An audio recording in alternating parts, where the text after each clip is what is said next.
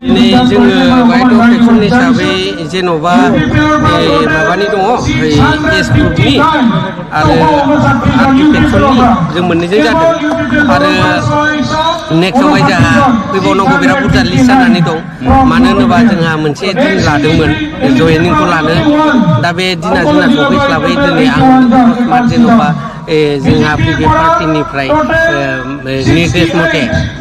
आंखौ लेंहरग्रोनायखाय आं फैग्रोदोंमोन दा फैनायाव जोङो दा मोननै ग्रुपनिफ्राय जोङो ज' जानो मोनदों आरो फैबाय थानायाव जोङो मोनथामसो ग्रुपनिफ्राय मोनगोन आरोखि माने एनडिपि हिसाबै फैबावनांगौआ बुंनो थाङोबाथ' स' दं लिस्ट मथेथ' आंनियाव दा 200-250 जनसो दंफैथ'यो फैबावगोन लिस्टआ बिसोर कालेक्सन खालामबाय थादों खेबसेनो जोङो ओरै गसाइगाव जायो ना कुसुगाव जायो बाहायनो जोङो एसे गिदिरैनो लागोन आरो जयेनिंखौ स्पेसियेलि नैबे दानि सरकारा नोंथांमोननि थाखाय खामानि मावबाय दं होननानै बुंबाय थादों नाथाय नोंथांमोना दिनै सरकार थायै बिपिएफआव जयेन जादों मानि थाखाय आसलथे जयेन जादों जोंनि थाखाय मावदों होनोब्लाथ' रायजो राजायाबो नुखादों नोंथांमोनहाबोथ' अलरेडि फिल्डआव हाबनानै मिथिखादों जेरावखि थाङा माने एक्स एनडिपिखौ लोगो मोनगोन हय रन्जन ग्रुपनि जागोन हय गबिन्द ग्रुपनि जागोन हय एस ग्रुपनि जागोन नहले डि ग्रुपनि जागोन जेरावबो एनडिपिया गोसारनानै दं बे गामि गामि जेरावबो थांबाबो बे मोनसे प्रब्लेमखौनो खोनाखागोन गतिके बे गभर्नमेन्टआ जोंखौ जेबो नायखानाय नङा नाया हिसाबैबो जों सिन्था खालामनानैनो जोङो एक्स एनडिपि हिसाबैबो ससियेल मिडियाआव जों बहुद गाबख्रावदों दा जोंनिखौ खोनासङा मुंख्लं जानाय न'खरनिखौथ' खोनासं सोरबा कनभिट जानाय न'खर मा होनो बेखौ इनाय जानाय न'खर इनाय जानायनि न'खरनिफोरनि खोथाखौ खोनासङोबाबो जोंहा गोजोननाय थागोन खारन जों मोनसे समावहाय जोङो संगठननि नेम निथि मथे संगठनखौ दैदेननो गोनां जानायाव नेम निथिजों जोङो डिसिजनखौ लानो गोनां जादोंमोन बे डिसिजनखौ लानानै जोङो गोबाव सम दिनै स्ट्रागोल खालामदोंमोन स्ट्रागोल खालामनायाव जोंनि केडार हिसाबै जोंखौ डिउटि थानानै जोंखौ सेक्रिफाइस खालामनायनि बेलायावहाय जोंखौ सिकिउरिटि होनानै बिथांमोना बे स्टेजसिम लाबोदों आरो बे स्टेजसिम लाबोनाय केडारफ्रा बा बिथांमोना दिनै सोरबा एनआइएआव दङ सोरबाया कनभिट जानानै दङ सोरबाया लाइफ टाइम जानानै दं सोरबाया मुंख्लं जालांबाय दा बेफोरनि न'खरफोरखौ जोङो दिनैसिम फंसे रावजों रायज्लायहैनो हायै जादों खारन जोङो बिथांमोननि न'खरखौ नायनो थाखाय जोंहाबोथ' फुवेलनि खोथा थाबाय दिनै माखासे एसे एनै अनसुंथाइ होबोनायनि खोथा थाबाय बेखिनि सिस्टेमा जोंनियाव गैयैनि थाखाय जोङो बिथां मुंख्लं न'खर आरो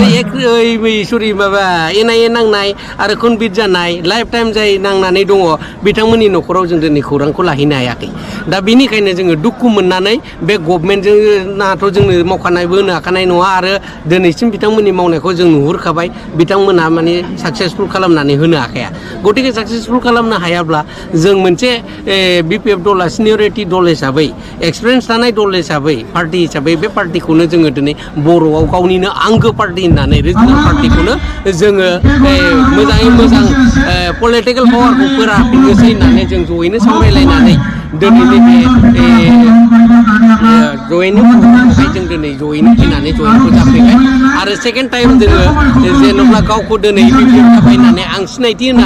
हाबाय नालाय आङो दिनै आंनि जे उनाव फैगोन बिथांमोनखौ आं गोसो खुसियैनो बिथांमोनखौ बरायनानै लागोन आजावगोन आरो बिथांमोनखौ आङो कन्टेक्ट खालामनानै माखासे नेम निथिफोरखौहाय जोङो सावरायलायनायनि गेजेरजों ज'यैनो मावलांनो गोसो मोदोम होसोमनानै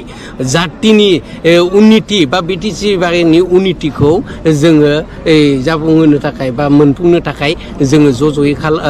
लोगो नांनानै बिपिएफखौ बिपिएफ बायदि जोङो बड'लेण्ड टाइगार हिसाबै बे पार्टिखौ जों दिन्थिलांनो थाखाय नोंथांमोननि जेंनानि सायाव मा सिन्था खालामदों नोंथांमोना जोंनि जेंनानि सायाव जोंथ' दा सिन्था खालामनानै जोंथ' सुफुंनो हाखाया दा बेखौ सुफुंनो थाखायनोथ' जों ज'यैनो जों बिपिएफ पार्टिखौ सापर्ट खालामनानै गभर्नमेन्टआव लाबोनानै जोङो बिपिएफ पार्टिनि जानानैनो जोङो जाहा बिपिएफ पार्टिनि मुरबि बा चिफ पार्ग चिफ हाग्रामा महिलारि सार बिथांजोंनो जों ज'यैनो शेयार खालामलायनानै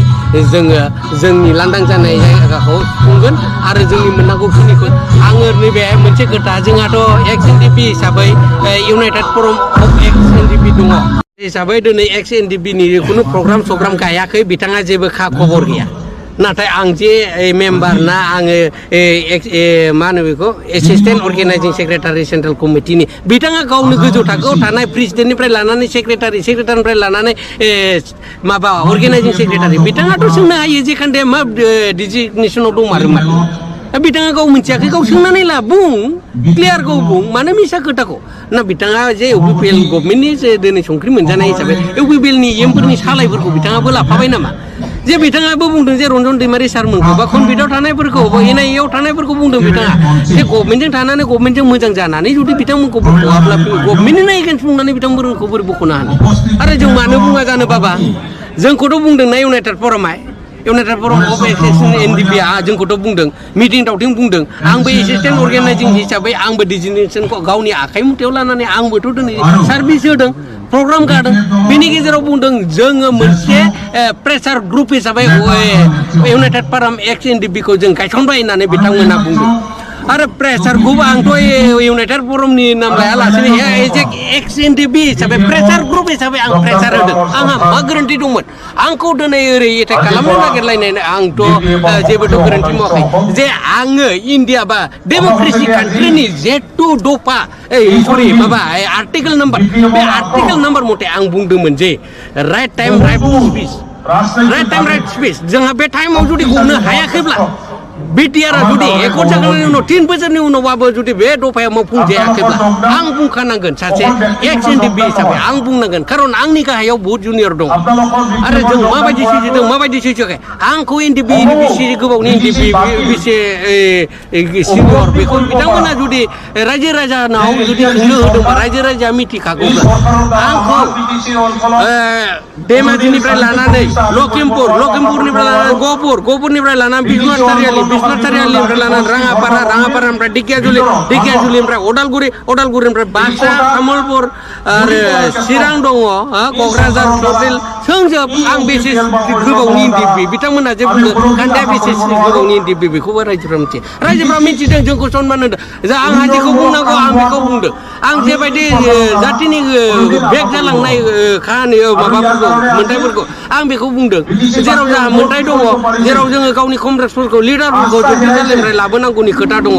बिथांमोनाबो जातिनि नामावनो नांनानै दिनै पार्सनेलिटि केस दिनै सैसोनो गोनां जादों आरो जाति हिसाबैसो नांदोंमोन जाति हिसाबैसो थानांगौ आरो नोंथांमोना बुं आयेना सोरजोंबा बानायजानाय नंगौना नङा मानसिजों दाजानाय नंगौना नङा आयेनखौ मा समाव दाया जोंबोथ' मिथिगौना आयेना मा समाव दानाय जायनि थाखाय जोङो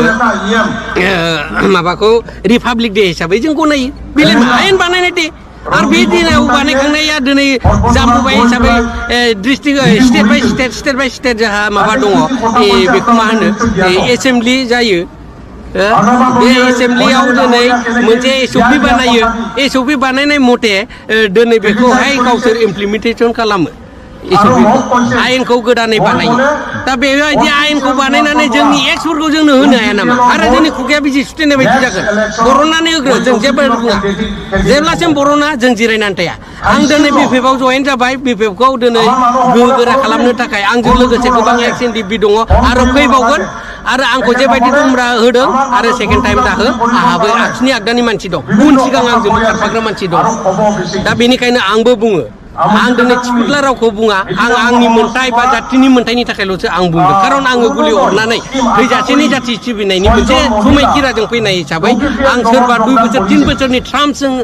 सालायनानै फैबाय थानाय सोरबा दैदेनगिरिनि दङ आं गियाबो फासयाबो आंखौ हादला बादला संख्रि सारनानै हो अब्लाबो आं फासया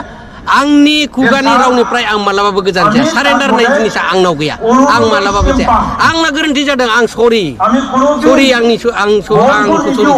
सरि होआ आं गोरोन्थि मावफ्लांबाय आं बुंफ्लांबाय आं बेखौ बुंगोन नाथाय आं जा बुंदों आं मालाबाबो गोरोन्थि बुङाखै बायदि आं मोनबाय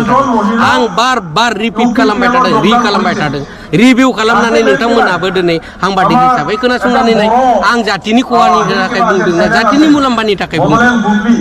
दा बेनो दा बेखौ लानानैनो आं बुंदों जोङो बर' जाथिया खौसेथि गैया होननानै साफ्रोम लिडाराबो बुङो साफ्रोम बर' जाथिया बुङो दा खौसेथिनि लामायाव जों फैबाय जों बेलटिजों एनडिपिजों बै समनिफ्राय दावहा होबोबाय थादोंमोन गावलायबोदोंमोन होसोबोदोंमोन बुथारलायदोंमन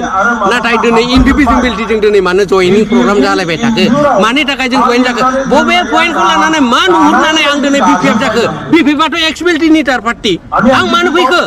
आं मानो उन्दै जानानै फैखो जाथिनि मोनथानि थाखाय आं दिनै एनडिपिबाबो एक्स एनडिपिबाबो एक्स बेलटिबिआव आं फैनो गोनां जादों जाहाथे बर' हारिया गोमोनो गेरेमसा हारियै थांनानै थानो हायो नैबे बिटिसिआव बेनि थाखाय आङो बे सिमांखौ नुनानै आंनि जेसेबांनाखि लोगो एक्स एनडिपिफोर दं आं बिथांमोनखौबो लानानै आङो मुजुबुद खामानि मावनो आवगायगासिनो दङ आरो मावलांगोनबो आं मालाबाबो बे थांखिनिफ्राय मालाबाबो फासयनाय नङा आंखौ सोर मा खालायो खालामो गोजोन्थों।